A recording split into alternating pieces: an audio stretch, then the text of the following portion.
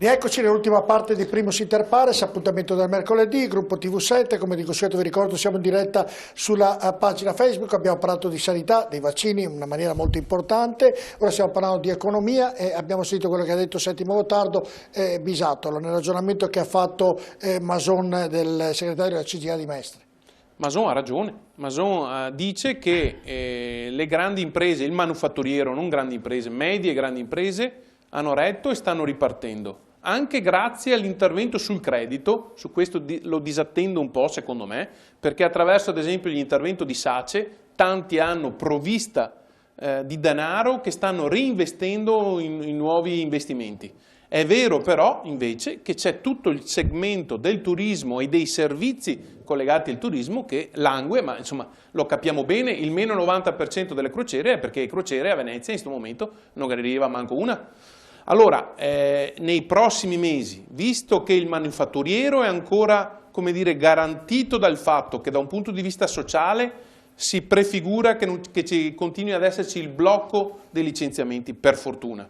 E quindi loro stanno ripartendo, riducono la cassa integrazione, ma quando serve sono coperti. Bisogna assolutamente intervenire per le piccole imprese, le piccole e le piccolissime imprese, arrivando a dare dei contributi, delle provviste, dei ristori, chiamiamogli il nome perché so che ristori suona da vecchio governo e invece bisogna dargli elargizione di un altro tipo, tra l'altro non prendendo a riferimento, e questo quindi Patrizio Bertino con i suoi iscritti alla Confcommercio deve andare lì e dire, però ad esempio cominciamo a togliere, quindi, no? Cioè l'ha già mezzo detto, Draghi, togliamo i soldi del cashback.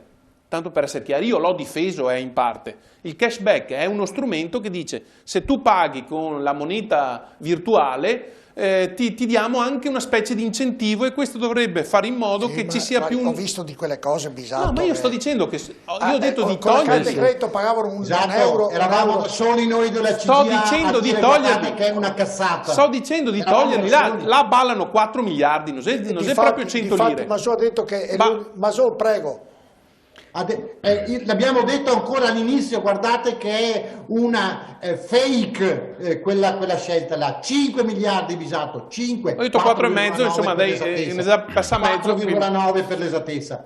E quindi questo è il vero problema. Dopodiché, direttore, ti chiedo poi un'altra cosa su un altro dato su cui richiamo l'attenzione. Vengo subito perché doveva la parola Avruso, poi per chi deve risolvere il problema con tutti gli iscritti alla Confcommercio. Non su questo, volevo fare una proposta. No, prego, voleva dire... No, secondo me è l'occasione, bisogna fare 2 o 3 riforme fatte bene, una delle quali è quella della riforma del sistema impositivo fiscale. Bisogna togliere dalla terza alla quarta soglia, c'è un salto stratosferico. Vi faccio un esempio pratico. Il ceto medio ha uno scalone quando passa da 25 a 38, qualcosa del genere, che è fuori dal mondo. Lì bisogna intervenire soprattutto sulle aliquote marginali. Adesso non diventiamo tecnici, so che ci sono 2 commissioni che stanno lavorando solo su questo. Un intervento di questo tipo rimetterebbe in circolo una serie di quantità di denaro a fronte del commercio. Non ha capito il ragionamento. Vorrebbe dire tassare meno, soprattutto il ceto medio, che gli rimangano più soldi in tasca, che può andarsi in un negozio, in un ristorante quando si riaprirà dopo le vaccinazioni. Certo. Perché se abbiamo capito la dottoressa Gortardello, a luglio io spero che la stagione estiva possa ripartire a pieno titolo. Certo. Avruscio, chiedo a tutti brevità ovviamente. Brevissimamente io credo che un dato che vada sottolineato, che vale per il commercio, per l'industria e per la produttività nazionale, è che noi purtroppo non abbiamo una prospettiva verso il futuro e non l'abbiamo avuta, e mi riferisco alle politiche dei giovani. Se i nostri giovani, noi non abbiamo ricercatori, non abbiamo medici che vanno tutti quanti all'estero, i ricercatori sono tutti, i nostri cervelli sono all'estero, che futuro diamo a questo Paese? È inutile poi dopo arrabattarci sul discorso, l'innovazione chi la fa? Noi siamo un paese di vecchi, di arretrati, di superati, senza un progetto, senza prospettive. Faccio esempio, Avruscio, parlavo proprio l'altra sera che in Cina la merce è raddoppiata nei costi, perché prima si accontentavano di un pugno di riso, adesso anche loro dicono no, voglio mangiare anch'io la pasta con il pesce, insomma, capito? Quindi i costi anche lì sono aumentati, tant'è che certe produzioni verranno rimandate in Europa, nei paesi più poveri o anche in Italia, cioè la Cina si sta arricchendo in una maniera... Questi paesi paesi, gli Stati Uniti, la Germania, l'Inghilterra, investe sui giovani, anche sui nostri, perché siamo lì con i nostri migliori ricercatori che sono là. E dove vogliamo andare? Senza una politica, quando i nostri figli, il nostro futuro è all'estero. Non abbiamo un futuro in questo modo, è inutile arrabattarci poi dopo sull'industria, sul commercio, non abbiamo un futuro. Ma il fatto è che non vedono una prospettiva di crescita su questo paese, quindi vanno anche a lavare le pentole se non ci sono in Inghilterra a Londra, perché lì sperano di avere una vita diversa da qua. Investono sui però c'è anche un fatto futuro. Stato nei paesi, un po' d'Europa ho girato, quasi tutti i nostri ragazzi che vanno a lavorare nei paesi, Londra dico per esempio, fino a prima della Brexit, andavi lì o anche in Germania, facevano i camerieri, certo, non è che prendevano perché tanti genitori dovevano finanziare l'affitto dell'appartamento, lì. E poi qui venivano ovviamente i paesi dell'est a fare lo stesso lavoro, era un giro che poi ritornerà, perché dicono sempre che poi ritorna sempre il vecchio. Il fatto è che quello che si diceva prima anche sull'economia, comunque i consumi sono in calo, testimonia anche che i risparmiatori nelle banche hanno depositato parecchi soldini. E quindi cosa bisogna fare? Vuol dire che in questo momento c'è quasi un terrorismo mediatico di paura, di non sicurezza del domani, e la gente risparmia, perché prima di tutto uno, se ritorna in cassa integrazione è un problema, uno che ha la famiglia così. Se hanno i bambini... d'accordo Patrizio, quindi cosa bisogna fare? Bisogna vaccinare, in questo paese bisogna vaccinare velocemente. Io ho scritto anche ieri sera a Zaia e gli ho detto: guarda che se c'è bisogno noi mettiamo a disposizione tutte le nostre ASCOM per vaccinare sia i nostri dipendenti e tutti i nostri associati, perché noi abbiamo i medici del lavoro e abbiamo anche lo spazio sufficiente per farlo. Per vaccinare, dateci i vaccini. Non abbiamo altra via di fuga. Difatti vediamo l'Austria si sta arrangiando, la Germania qualcuno se li è presi, la Danimarca se li prende, lo Sputnik non si sa se si può prendere o non si può prendere. Voglio ricordare, tranne l'Inghilterra che fa storia a sé, l'Italia è il paese che ha fatto più vaccini di tutti finora. Sì. Stiamo parlando. Ma abbiamo tanti primati, abbiamo anche più morti di tutti però. Ho capito, però abbiamo oggi, tanti primati però. D'accordo, allora voglio dire, a oggi parliamo di vaccini e mi auguro no, più dell'Inghilterra non ne abbiamo fatti. Ho detto tranne l'Inghilterra che non fa parte dell'Europa. È per questo che ne hanno fatti di più. Ho detto l'Europa, tranne l'Inghilterra, nel ragionamento che ne ho fatto, l'Italia che ne ha fatto più vaccini di tutti fino ad oggi. Ed è chiaro, nel ragionamento che mi ha dato molta fiducia la Gottardello, mi sembra che se i numeri sono questi, insomma, respiriamo in 3-4 mesi. Se fosse questo sarebbe... Padova provincia e di conseguenza il Veneto verrà fatto prima. Mi permetta un'unica nota polemica in tutta la serata, come avete capito sono ipergovernativo e quindi governativo è tutto, anche la regione. Siamo la quart'ultima regione ad oggi, però partendo da sotto come vaccini fatti rispetto alla dotazione data, perché li avevamo tenuti un po' in frigo dicendo se non ci arrivano gli altri, io lo comprendo come motivazione, sì. Se non ci arriva la seconda, invece adesso è tutto sbloccato perché ti danno da atto che te ne arriveranno e quindi stiamo partendo alla grande. Però sono abbastanza fiducioso nel ragionamento. Assolutamente anch'io. Però l'Italia è quella che ha vaccinato più di tutti, adesso giustamente ha precisato Bisato che doveva farlo, politicamente doveva farlo ed è stato bravissimo e puntuale, non avevo dubbi, ma so che numeri doveva dirmi ancora. Sì, un altro numero preoccupante del nostro Veneto, direttore, giustamente il titolo quando ne usciremo. Io sto denunciando in tutte le occasioni il fatto che nel corso del 2020 sono diminuiti gli occupati del Veneto, sono diminuiti di 43.000 unità. Attenti, uno potrebbe anche dire, non è andata poi così male. Attenti all'interno di questo dato. All'interno di questo dato abbiamo 7.000 occupati dipendenti in meno su 43.000, cioè 1 su 6. Gli altri 36.000, quindi 5 su 6, sono occupati indipendenti. Cosa vuol dire questo? Attenti, noi stiamo bruciando quella che è stata la nostra forza vitale che ha portato il Veneto ai livelli in cui siamo arrivati, eravamo arrivati fino a 2 o 3 anni fa, e cioè la volontà, la capacità, la voglia di mettersi in proprio. Non c'è più. E quelli che si erano messi in proprio, uso un termine tutto veneto e quindi vengo capito immediatamente soprattutto dai telespettatori, quelli che si sono messi in proprio oggi pagano un conto insopportabile.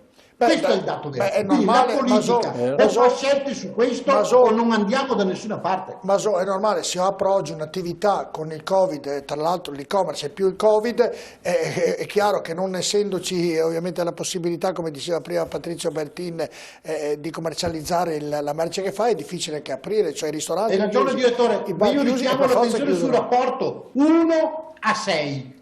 Un dipendente, certo. 6 indipendenti, cioè noi perdiamo la vera, come dire, spinta nostra. Però mi sembra, mi sembra che il ragionamento che sia uscito da questa trasmissione molto chiarissimo, non chiaro, di Gottardo e anche di Bertini e anche ovviamente di tutti, è quello: vacciniamo la gente. Oggi il primo problema da risolvere è vaccinare. Una volta vaccinati si può guardare il futuro, non dico con un grande entusiasmo, però si può guardare al futuro, e quindi la prima cosa da fare è da far pressione alla Regione, al Governo, a chi per esso, al Ministro della Speranza, è di vaccinare tutti. Questa è la vera missione. Poi ne abbiamo di cose da fare: riforma fiscale, riforma della giustizia. Dopo ne abbiamo molte, però mi sembra che il primo passo, intanto bisogna vaccinare. Il primo passo sia questo, mi sembra di capire, no? E dunque, io mi auguro, però da quello che ha detto Cortadello mi ha dato un po' delle speranze. Lei sta bene con la tossetta, vero Gottardo? Direi proprio di sì. No, se no chiamiamo noi il medico di base, che facciamo fare subito il vaccino, perché sennò qui ovviamente sto scherzando. Magari, sei un giovanotto, quindi non... Magari, però... No, però in chiusura posso fare una battuta su Gottardo, che da molti anni viene ospite, ci mette una passione nel spiegare le cose, nel raccontare le storie, nel raccontare la storia vissuta che ha quest'uomo, che è davvero straordinaria in tutti i settori, perché oltre al sindaco è stato parlamentare, quindi è sempre un piacere averlo ospite. Andrò a vaccinarmi. Però il punto finale, guardate tutte queste riforme qui, le culle vuote, come diceva Avruscio, le culle vuote.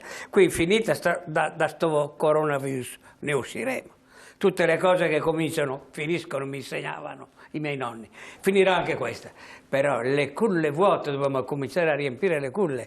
L'ottimismo della società giace là dove si riempiono le culle, ragazzi. Una volta, Gottardo, perché tutto il resto, fisco, credito, innovazione, sulle culle. Gottardo, io avevo, le spiego quanti zii avevo: da parte di mamma 13 zii, da parte di papà 10. Avevo 23 zii, il giorno del matrimonio ci hanno invitato 250 persone, erano tutti parenti, perché Oggi, quando una famiglia ha 2 figli, già si pongono i problemi. Già 2 è già un dramma, capito? E poi c'è il permesso, e poi c'è questo, e poi quell'altro. Ovviamente c'è bisogno del sostegno dello Stato anche in questo, e mi auguro che sia ovviamente anche questa una chiave di lettura del prossimo governo. La mia famiglia è una famiglia, io ero di 9 fratelli, mi chiamo Settimo perché sono il settimo di 9 fratelli, quindi ma era un'altra civiltà. Però le culle... Non sapevo più che nome dargli, se posso esaurito il calendario, esaurito il nome, ha detto Settimo, in quel periodo non c'era. Solo in chiusura... scusi, ma sono mai dati sulle nascite o no lì la CGA? Sì, oggi adesso sotto mano in questo momento non ce li ho, ma li abbiamo, sì, magari in un'altra occasione faremo anche questo. Se posso, proprio una cosa quando ha detto Settimo Gottardo, che adesso noi siamo in Italia, paese dove c'è il Vaticano, la famiglia eccetera, ebbene ci sono persone a mia conoscenza, quindi parlo con cognizione di causa, che essendo sposati e avendo più figli, 5 figli, e non essendo in condizioni economiche, eccetera, e fingono la separazione, ci si separano per avere delle condizioni fiscali ottimali rispetto a essere famiglia dove pagherebbero più tasse per l'asilo nido, eccetera, non avendo condizioni economiche. Siamo arrivati a questo. Però è anche vero, questo è l'investimento sulla famiglia, vi consta o no? Gottardo, è anche vero che la categoria più povera sono i separati oggi. Con figli a carico. Senza figli, dicendo anch'io, non è che non costa separarci. Costa, molto meno rispetto a una volta, se c'è la volontà da parte da ambo le parti. Comunque piccola cosa, da giugno entra in vigore la nuova legge sull'assegno unico, che praticamente da 0 a 18 portabili a 21, chiunque, anche se non è lavoro dipendente, ma in qualsiasi stato si trovi, a 200 euro al mese per Bisogna figlio. investire di più sulla famiglia e sui giovani, c'è poco da fare. No, Se non c'è ha questo, ragione Gottardo che l'ha vista lunga, bisognerà dare degli incentivi, chi ha figli avrà un premio, già mi sembra però qualcosa ma anche per lo studio, è un sistema anche per mutuato dalla tutto. Francia che ha avuto un progresso nella natalità dopo che ha avuto degli interventi incentivi. Altrimenti diventiamo tutti vecchi e allora ci fanno il vaccino tutti subito. Grazie a Luigi Alessandro Bisato che è stato con noi, grazie a Settimo Gottardo, grazie anche a Renato Masò, come sempre molto disponibile per darci i numeri della CGIA di Mestre, grazie a Patrizio Bertini e grazie anche a Giampiero Abruzzo. Grazie, buona serata e buona salute. Con noi, vi ricordo domani alle 12:15 l'appuntamento con l'informazione di TV7 Triveneto con iReport alle 12:15 collegamenti con la protezione civile dove il Presidente Zaia ci darà le ultime per questo maledetto virus. Buonanotte.